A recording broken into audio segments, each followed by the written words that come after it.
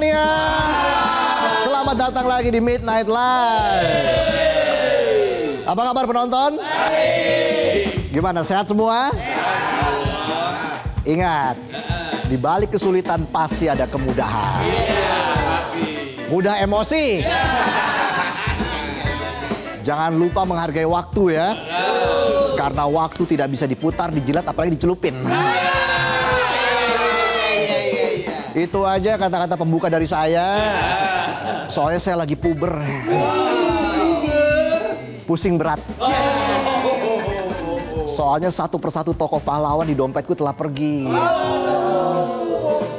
Bokeh. Padahal masih tengah bulan.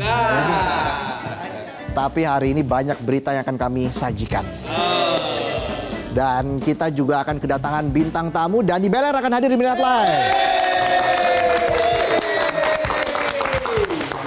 Jadi langsung saja kita mulai. Inilah Midnight Live.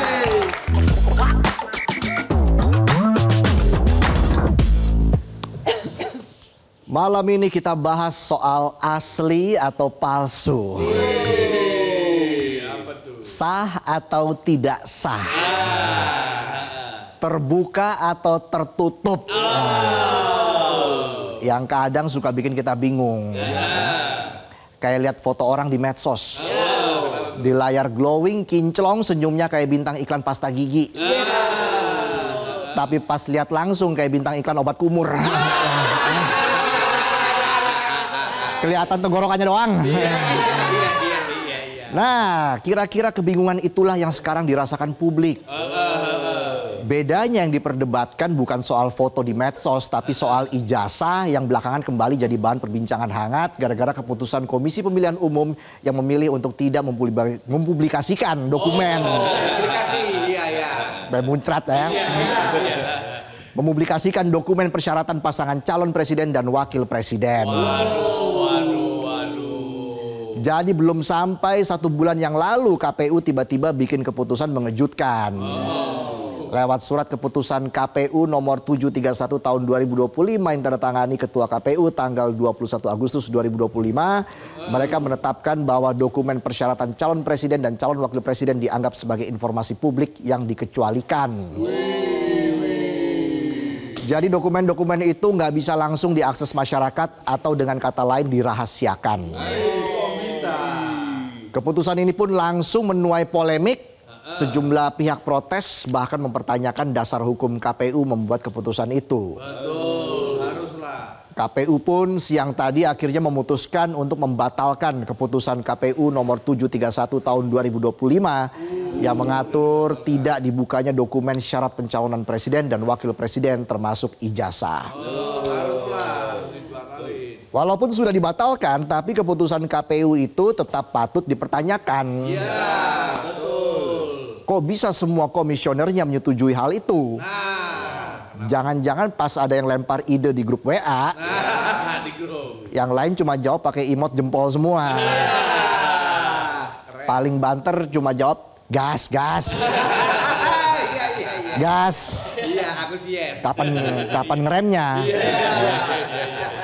Masalahnya dalam aturan itu disebutkan ada 16 dokumen yang tidak boleh dibuka ke publik. Di antaranya ijazah, surat keterangan kesehatan, laporan harta kekayaan, dan rekam jejak calon. Ketua KPU Afifuddin beralasan aturan ini dikeluarkan untuk menyesuaikan dengan Undang-Undang Nomor 17 Tahun 2008 tentang informasi publik. Menurut Afif, kalau dokumen-dokumen syarat pencalonan diumbar begitu saja, akan ada resiko yang muncul. Resiko apa yang dimaksud? Nah, betul. Ya udah tahu saya. Kok nanya saya? Iya, itu KPU. Artinya saat mengeluarkan keputusan itu, KPU minta publik percaya begitu saja pada calon pemimpin. Tanpa bisa melihat detail penting di baliknya. Aneh kan? Kita disuruh milih tapi informasi dasarnya justru dikunci. Gimana bisa bikin keputusan bijak kalau data dasarnya diperlakukan kayak rahasia dapur? Apa iya rakyat harus pilih pakai cap cip cup? Atau ngitung kancing? Padahal lagi pakai baju resleting. Nggak ada kancingnya. Gak ada kancing. Bisa aja saya. Iya. Menurut Afif, secara aturan data pribadi hanya bisa dibuka kalau ada izin dari pemiliknya. Kalaupun publik ingin akses itu hanya bisa lewat putusan pengadilan. Aduh, susah amat. Jadi kalau publik mau tahu soal capres-cawapres, misal pengen tahu ijazahnya asli atau cuma modal AI ChatGPT, Iya. harus ada izin pribadi dari si pemilik ijazah. Dan kalau pemilik ijazah nggak mau kasih lihat, terpaksa harus lewat putusan pengadilan dulu. Waduh, ribet. Ribet ya? Ribetnya kayak mau ketemu calon mertua. Ya. Ditanya kerjaan, Iya. ditanya penghasilan, minta fotokopi KTP rangkap 3. Ya. Cowoknya datang nih ke rumah, langsung mertuanya nanya, bisa apa kamu? Saya striker bisa, kiper bisa om. Gelandang juga bisa. Libero bisa. Semua posisi saya bisa om. Kamu saya tanya bercanda aja. Jawab serius kamu. Mau kasih apa kamu ke anak saya? Bener. Saya bisa kasih tebak-tebakan lucu om. Semen-semen apa yang bikin aku bahagia? Semenjak aku kenal anak om. Iya. Kata mertuanya bisa aja pasir kucing. Mertuanya nanya lagi. Ada lagi nggak tebak-tebakannya? Modal. Iya. Ada om. Apa tuh? Apa bedanya DPR sama anak om? Apa tuh menarik nih? Kalau DPR Dewan Perwakilan Rakyat. Kalau anak om Dewan and Only.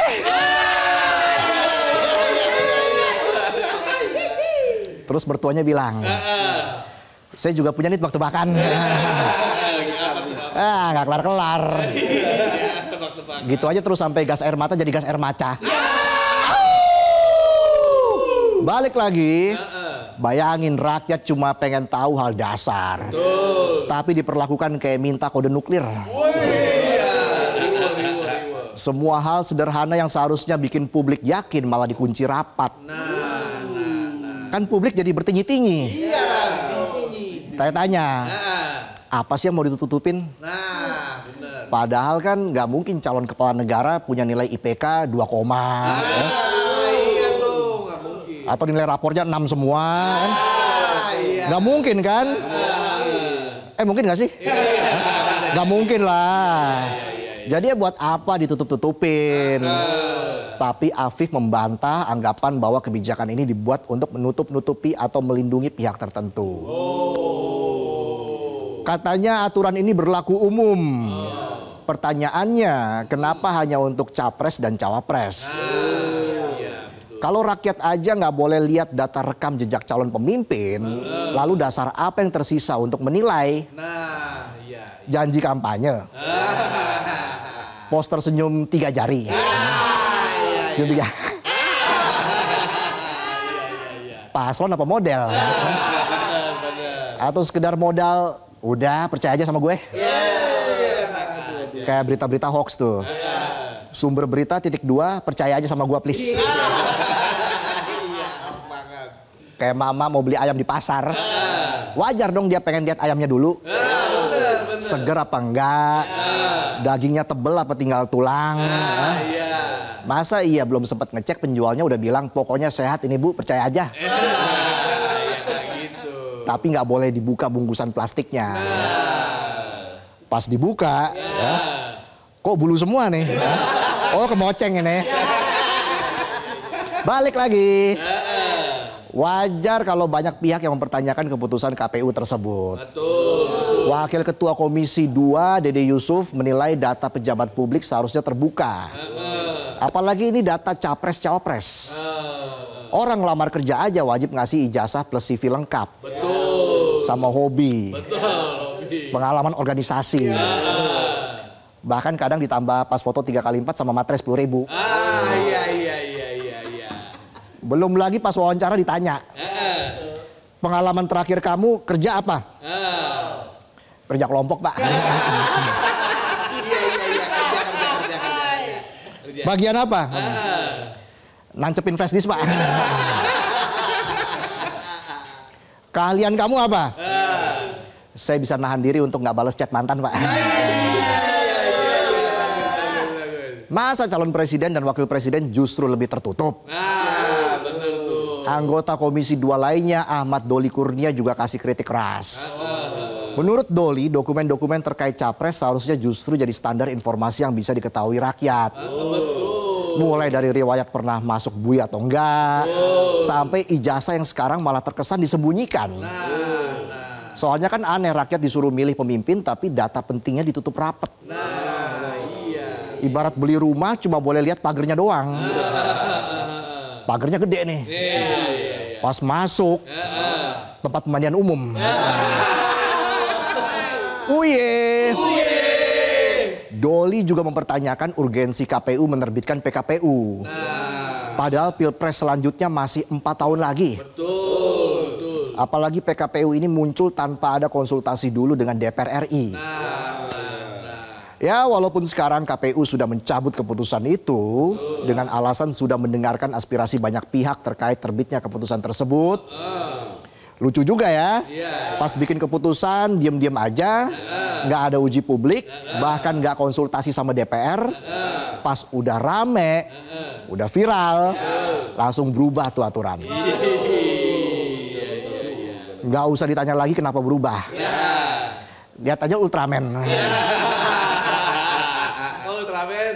Ultraman kalau dia berubah berarti ada masalah.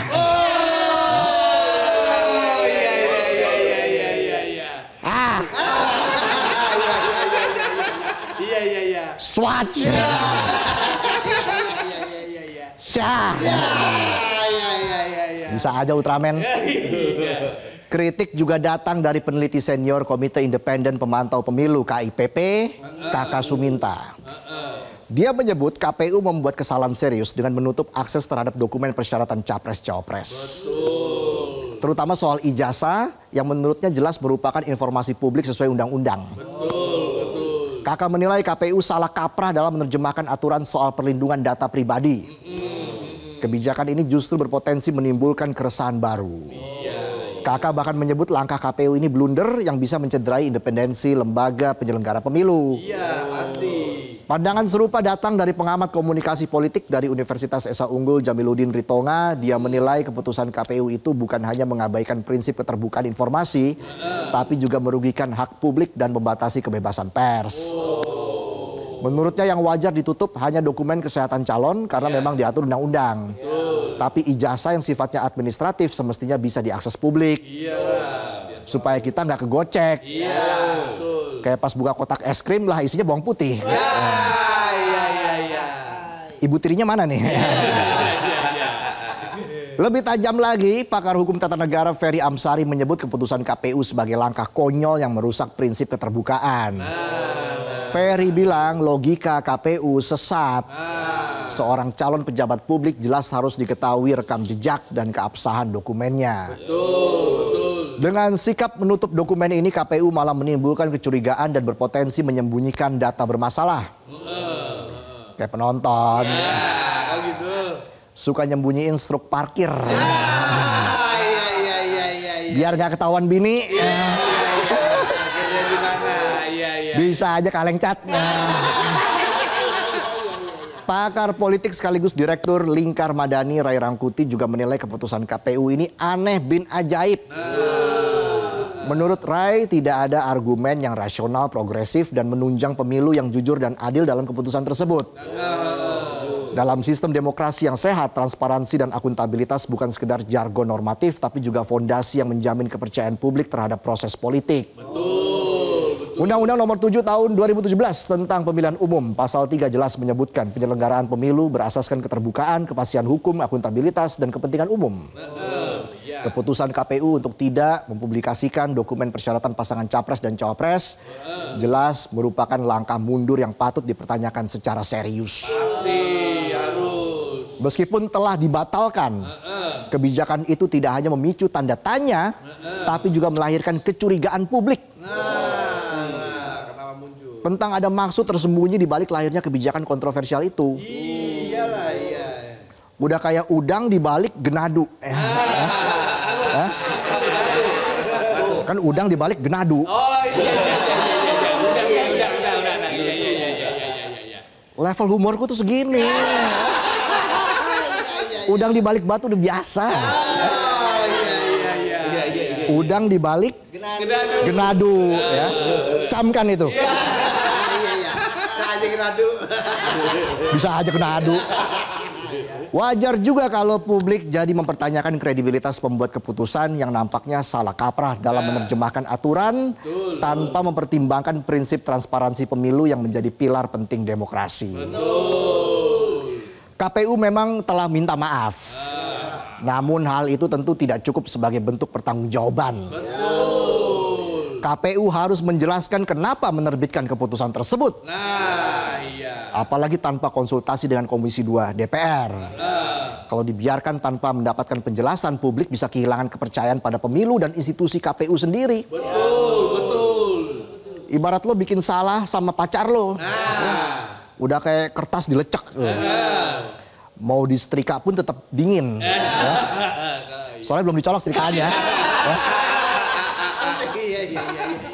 Demokrasi yang sehat hanya bisa berjalan ketika publik diberi informasi yang cukup untuk membuat keputusan yang rasional. Bukan sekedar percaya tanpa bukti. Transparansi bukan opsional, ia adalah landasan supaya publik bisa menilai dan memilih dengan bijak. Itulah tadi sajian pembuka kami di Midnight Live.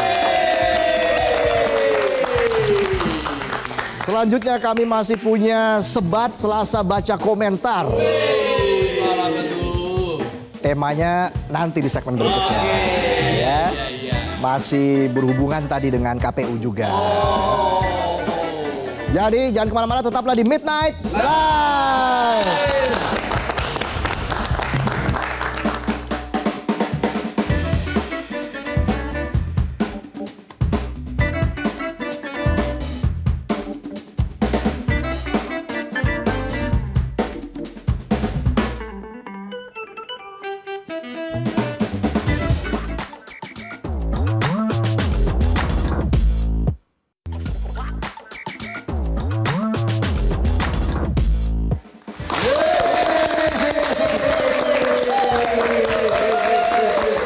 Kembali lagi di Midnight Live. Aumania, mana suaranya? Nah, segmen ini kita akan membahas soal sebat. Ada Otong nih. Bawa map segala, ijazah Tong. Diguyur basah jadinya sia-sia. Ini bukan ijazah tapi komen Aumania. Gimana pantun saya? Standar nggak? Standar nggak? Kok nggak bilang cakep tadi? Belum. Karena emang nggak cakep pasti. Oke, segmen ini kita akan baca komentar dari para Aumania dalam Sebat.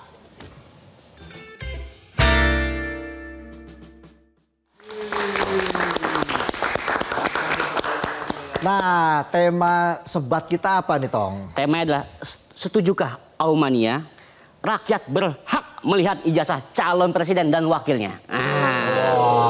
Banyak komentar. Baru 2 jam 88. Oh ya, banyak juga. Banyak itu. Banyak. Tapi kita saring dong. Bukan masalah apa-apa, durasi. Ijazah dipegangin mulu. Kan harus dokumen harus terbuka dong. Nggak cuma ijazah, sekecak juga ada nih. Apaan tuh? SKCK. Sekecak. Harus transparan ya. Iya, transparan. Oke, komentar yang pertama dari @cantikaayu18. Bolehlah kalau nggak dipublish, ntar ngiranya nilainya semua A+, tapi nggak taunya ada yang D atau E alias jelek. Udah nilai jelek, nanti kelakuannya juga jelek lagi. Ya, jangan sampai. Jangan sampai ya. Selanjutnya dari @thecoolstella. Ya iyalah, karena kalau disembunyikan pasti track recordnya janggal nih. Urus ijazah aja bisa, tapi ngurusin korupsi malah lemot. Lemot itu ngurus korupsi apa Pentium 2? lemot tuh, Pentium 2. Iya, lemot ya. Dari Al Kautsar, harus tahu dong bibit bebet bobotnya calon presiden kita kan Der? Iya. Masa calon mantu aja dinilai dan diseleksi dari situlah masa buat pemerintah 5 tahun ke depan nggak ya guys ya? Begitu iya. Di WA aja deh putus-putus. Iya. Kalau calon mantu nggak cuma ditanya bibit bebet bobot doang, ya. Kadang ditanya motornya apa, PNS bukan, banyak dah pokoknya. Oke lanjut. Ada Rian Faidil _481. Setuju aja. Karena seperti kata-kata hari ini, 4 sehat, 5 sempurna, 6 nilai remedial. Masa remedial mulu, kapan lulusnya? Ntar IPK-nya 2,3 lagi. Jangan dong. Lanjut. Lanjut. Dari BV Universe Official. Rakyat berhak tahu bahwa ijazah calon presiden atau wapres adalah asli dan sah. Namun akses terhadap dokumen itu sebaiknya diatur oleh lembaga resmi seperti KPU melalui mekanisme transparansi yang tidak melanggar privasi. Misalnya dengan mempublikasikan verifikasi resminya, bukan fotokopi ijazah mentah. Kalau fotokopi ijazah mesti dilegalisir dulu tuh ya.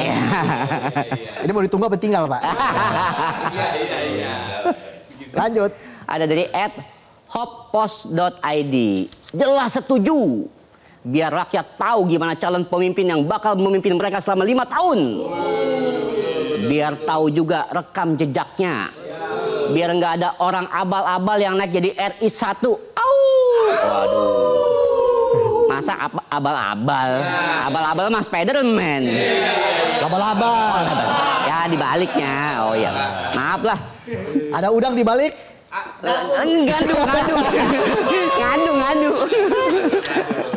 Oke lanjut lagi dari Edward Tiome 123712. Setuju dong, biar kita sebagai rakyat tahu apakah capres dan cawapres sudah memenuhi persyaratan dan kualitas untuk menjadi pemimpin negeri. Jangan pula yang nggak lolos kualifikasi jadi pemimpin negeri lewat backdoor. Kalah dong sama yang melamar kerja di perusahaan yang ijazahnya harus memenuhi persyaratan yang ada. Backdoor ya. Backdoor. Jalur belakang alias Ordal. Ada juga ordal jalur depan. Lanjut ya. Dari. tapi ada Tong. Kayaknya sih ada. Ordal jalur depan. Iya. Ya lewat depan pasti lewat depan lah. Iya. Nyapa resepsionis, iya bertemu bapak ini ya. Diterima langsung. Oh gitu. Siapa ya? Enggak tahu. Lanjut ya. Aduh lama ya. Lanjut. Dari @iscomfort production. Setuju dan berhak. Data dari pendaftar calon presiden hingga bupati harus terbuka dan transparan oleh publik. Karena pemilihan cuma 5 tahun sekali. Wah, jadi dari pucuk sampai akar tuh. Ada di pucuknya. Iya. Belum masuk. Dari @jaka_stage. Ya haruslah kalau dilarang lihat ijazah ke khalayak umum sangat mencurigakan sekali. Bakal banyak orang-orang titipan yang ikut serta pemilu atau pilkada. Kualitas kepemimpinannya patut dipertanyakan. Kayak motor aja titip di stasiun ya. Om Dono tuh. Lanjut Tidurnya ya. di mana tuh? Hah? Kalau motor dititip di stasiun, tidurnya di mana? Di kantor. Nggak Mandi pulang juga- dia, nggak pulang. Oh, pulang. Mandi juga di kantor. Mandi di kantor, lembur, tapi nggak dibayar. Lanjut. Dari iya, Kristika Wijaya. Setuju aja sih. Tapi rakyat juga berhak dong melihat pencapaian dan aksi beliau-beliau ini sebelum kita pilih nanti. Jadi harus ada pengalaman tuh. Lihat aja di LinkedIn ya, iya, atau di Facebook lah.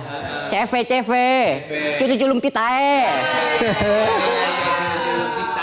Masa lihatnya di LinkedIn, Di mana dong lihatnya?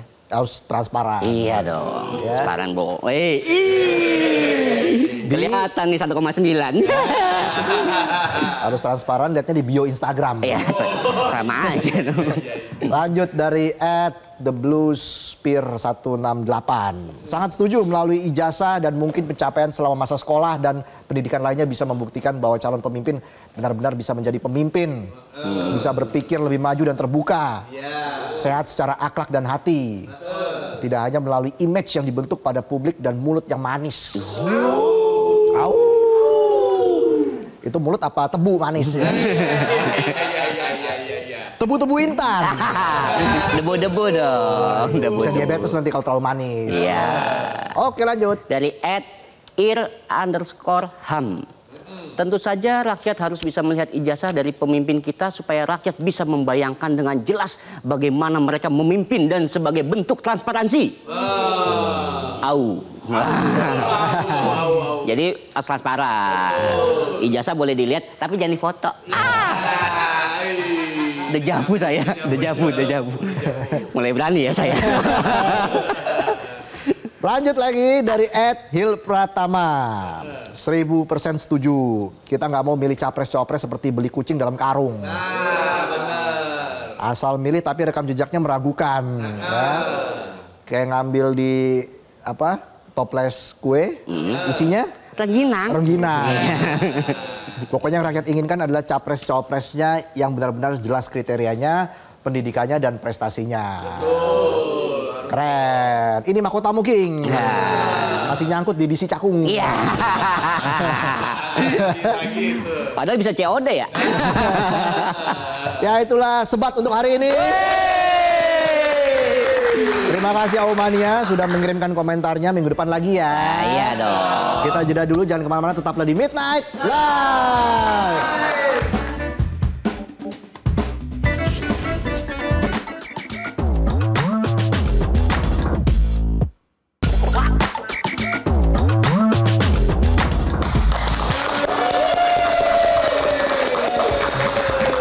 Kembali lagi di Midnight Live. Aumania, mana suaranya? Langsung saja kita sambut Dani Beler. Halo, apa kabar? Bang Dani, selamat datang di Midnight Live. Pak Sio. Iya. Selamat malam Pak Sio. Iya. Tolong kasih proposalnya. Iya, ini proposal tentang tambang minyak wangi.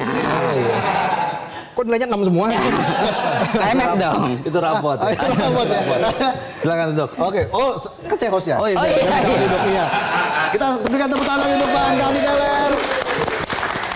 Wah, luar biasa. Luar biasa. Bang Dani yang juga dijuluki suhunya stand up. Oh, katanya tahun ini tahunnya dia. Iya benar ya. Padahal CEO-nya CEO apa ya? Beban nggak lo Bang dibilang suhu stand up, guru stand up? Beban sebetulnya. Cuman kan harus tetap dilaksanakan biar kualitas aja yang berbicara. Oh, iya. Boleh. Saya suka gayanya. Iya. Tapi dulu katanya pernah jadi kasir minimarket. Betul. Tahun berapa tuh? 2000 berapa ya? Itu setelah lulus SMA itu. Oh ya? Iya. Jadi sempat ditahan ijazahnya. Serius? Serius, sampai sekarang belum diambil. Masa? Ini yang asli apa yang palsu yang ditahan? Yang fotokopian. Jadi pas waktu jadi kasir tuh Betul. 100-nya boleh disumbangkan gitu ya? Iya. Oh, oke. Banyak yang nanya juga, statusnya buat apa? Udah pengen tahu aja lu. Gitu. Nggak semuanya mesti tahu. Iya juga. Tuh. Akhirnya bisa terjun ke dunia stand up comedy itu bagaimana ceritanya? Karena waktu jadi kasir itu kan mengisi waktu-waktu senggang, itu di komputernya tuh kan ada browser. Oh, iya. Nah buka YouTube, terus nyari komedi, muncullah stand up komedi pertama kali Metro TV. 2011 kalau nggak salah. Iya 12-an lah, 11-12-an. Iya. 2011. Siapa yang ditonton komikanya waktu itu? Jui Purwoto. Wih, sama-sama dari Bogor ya. Mania, Bogor Mania juga. Pada saat itu kan belum tahu ternyata ada genre komedi yang sendiri nih. Karena kan selama ini yang saya tahu grup, lawak gitu, bertiga, berdua. Ini ada sendiri orang ngedumel tapi lucu gitu. Ngedumel ya? Itu iya pertama kali tuh liatnya. Tapi banyak juga yang nonton ya udah habis itu ya udahlah atau mungkin Tidak terinspirasi ya, atau udah tidak cuma terinspirasi. nikmati aja. Iya. Tapi lo kan jadi Bang. Jadi. Ya, jadi. Alhamdulillah, Ya. Jadi Itu gimana lo proses belajarnya? Katanya ini banyak tantangan juga tuh waktu proses belajar. banyak tantangan, betul. Itu pertama kali pas saya nonton Jui Purwoto di Stand Up Metro TV itu, saya bersyukur jadi kasir itu. Karena kalau nggak jadi kasir saya nggak tahu itu. Oh iya juga. Batu loncatannya kasir dulu ya. Kasir dulu. Ada komputer, ada browsing, baru bisa ngakses. Dari situ baru lihat, oh komunitas stand up komedi di Indonesia tuh banyak. Iya. Ada ternyata di Bogor. Saya buka Instagramnya, saya datengin kafe tempat dia open mic-nya. Pertama kali tuh saya masih bawain materi komika lain itu di situ. Oke. Karena saya nggak tahu kalau stand up komedian tuh nggak boleh bawain materi orang. Ketahuan. Ketahuan di depan orangnya. Waduh. Kayak gitu ya. Bener, ditegur langsung. Oh, Nggak langsung boleh, ditegur. iya. Oke. Tapi kalau mau masih belajar ya nggak apa-apa lah gitu. Alhamdulillah besok-besok saya nggak bawain materi dia lagi. Materi siapa? Orang lain. Sama aja.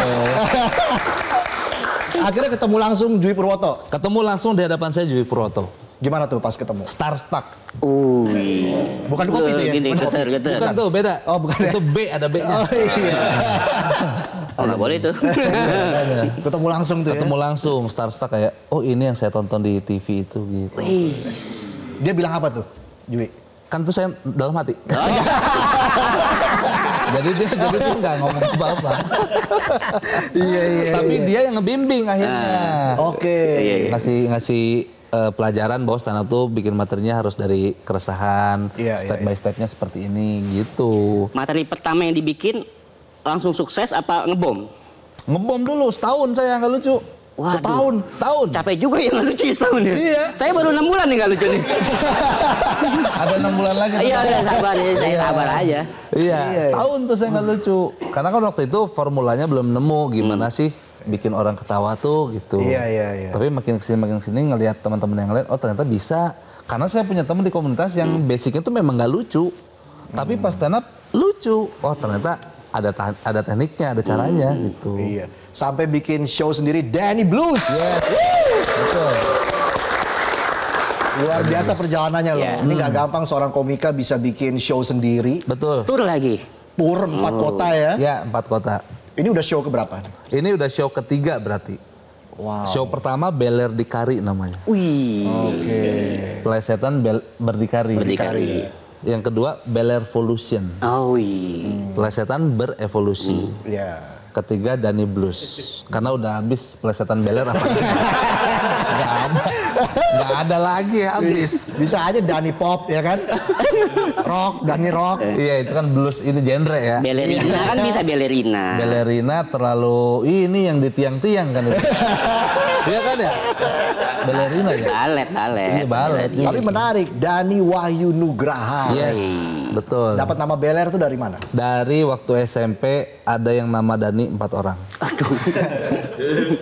Pernah nggak di Iya. satu masa sekolah tuh Iya. yang punya nama Dani itu ada 4 waktu itu. Ada Dani Wahyu Nugraha, ada Dani Aditya, ada Ramdhani Putra, ada satu lagi Dani siapa. Lalu senior ini bingung manggil 4 ini nengok semua kalau nyebut nama Dani.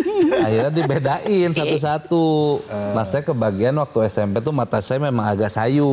Oke. Kayak orang beler. Ah. Lalu disematkan lah itu Dani Beler aja gitu. Oke. Sampai sekarang. Saya bikin jokesnya tuh. Nama Dani pemberian dari bapak saya. Nama Beler dari kelakuan bapak saya. Itu awal mulanya itu. Nggak nurun ya kelakuan ya? Iya. Yang lain nggak Beler ya? Iya. Seger. Seger.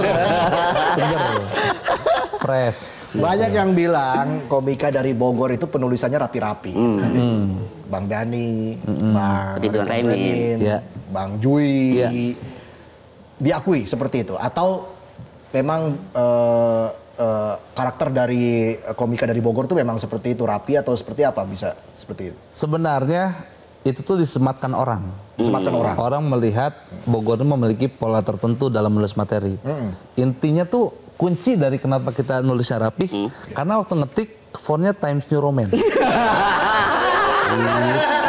Itu dulu Times New Roman dulu. Kita Arial lagi. Arial Black bukan? Yang Black lagi. Nah, ganti Arial Noah kadang-kadang lagi. Arial Lebih Noah. bagus suaranya kayaknya. Apalagi saya Comic Sans. Wah. Aduh. Terlalu ini kartun. Iya, Comic Sans. Nah, dari situlah kayak Bogor tuh punya pola tersendiri dalam bikin materi. Iya. Sebenarnya kita tuh runut doang, cuma modal runut sama efisiensi kata. Jadi tidak ada kalimat atau kata yang sia-sia dalam sebuah setup. Bener-bener nggak ada yang sia-siain nih. Banyak ilmunya daging ini, Tong. Daging Wah, semua. Daging semua. Daging semua. Bang Dani kita udah undang dari 2 tahun lalu belum bisa datang sekarang. 2 tahun lalu ya? Iya. Iya. Programnya aja baru 6 bulan ya.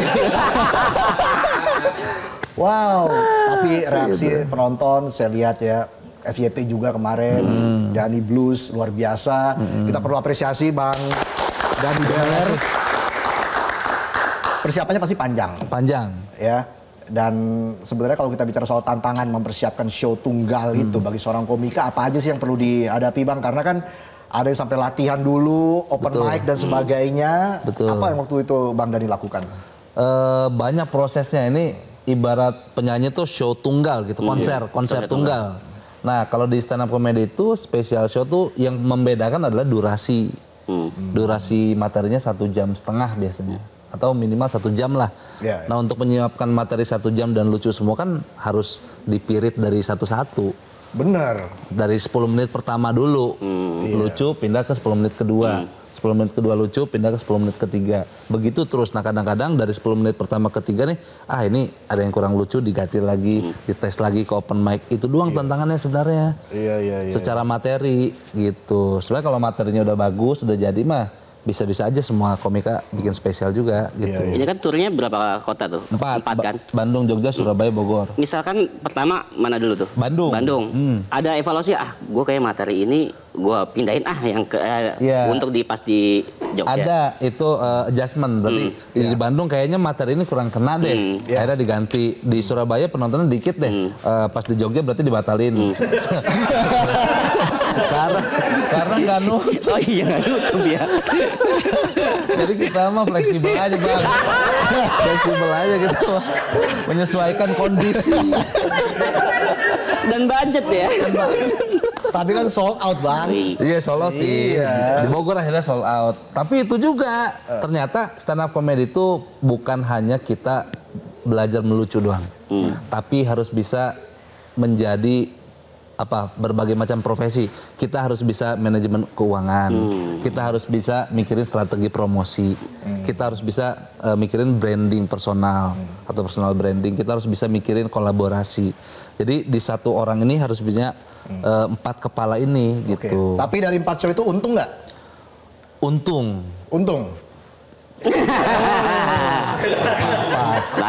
Jangan untung, jangan gitu. Untung. Salah ya? Iya. Untung. Sisanya buat ojek online. Buat ongkos. Enggak lah ya, pasti kan juga kecil juga. Tapi kan show ini akan terus berlanjut ya Bang? Terus berlanjut. Di tahun-tahun berikutnya Di kan? tahun-tahun berikutnya. Apa nih kelima nih? Untuk show Dani Blues ke depan. Semoga di tahun berikutnya show-nya bisa lebih matang lagi, persiapannya bisa lebih proper lagi. Dan yang terpenting adalah semoga karya yang dihasilkan di tiap tahunnya tuh bisa berdampak kepada orang banyak. Gitu. Karena saya tuh selalu percaya ya bahwa kritik paling tajam tuh bukan hanya sekedar orasi tapi melalui komedi. Orang tuh gampang banget ke-trigger sama komedi. Tapi kalau orang orasi depan gedung dicuekin. Iya nggak? Iya kan? Kayak pemerintah gitu aja. Tapi kalau ada komedi nyinggung dikit, wah ini nyinggung nih. Nah, artinya stand up comedy itu menjadi media yang sangat oke juga. Keren. Setuju. Seperti kata-katanya Bang Dani di bio Instagram ya. Jadilah orang tidak bermanfaat jika tidak ingin dimanfaatkan orang lain. Iya. Itu. Ada 2 sebenarnya quotes-nya. Satu lagi adalah siapapun yang ingin menjatuhkan saya, kalian harus ingat saya bisa jatuh sendiri.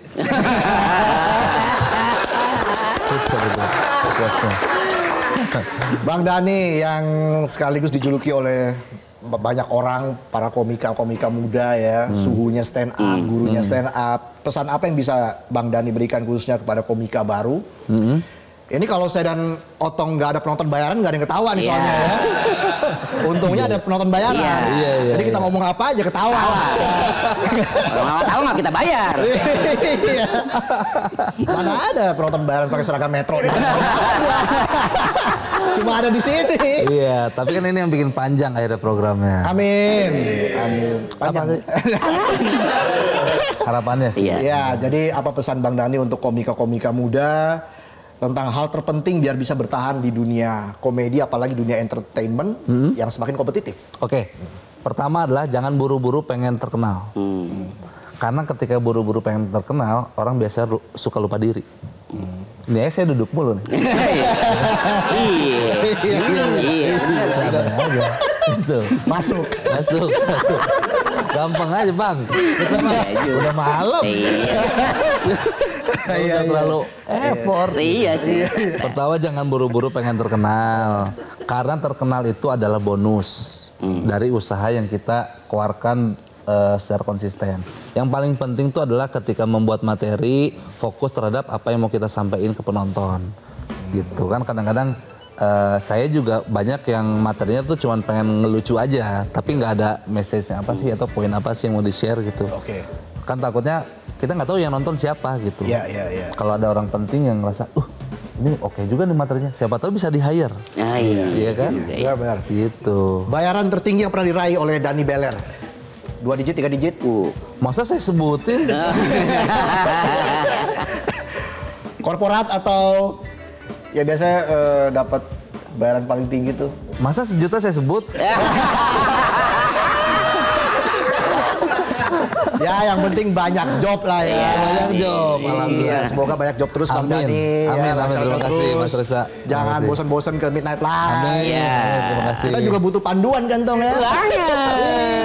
Banget. Soalnya kita nih bukan tombol tapi ditekan. Yang ditekan itu Bang Dhani Beler.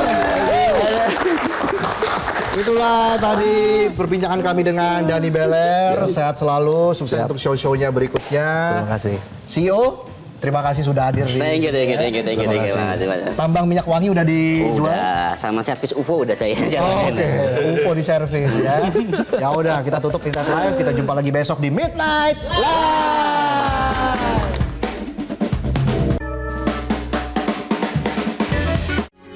Metro TV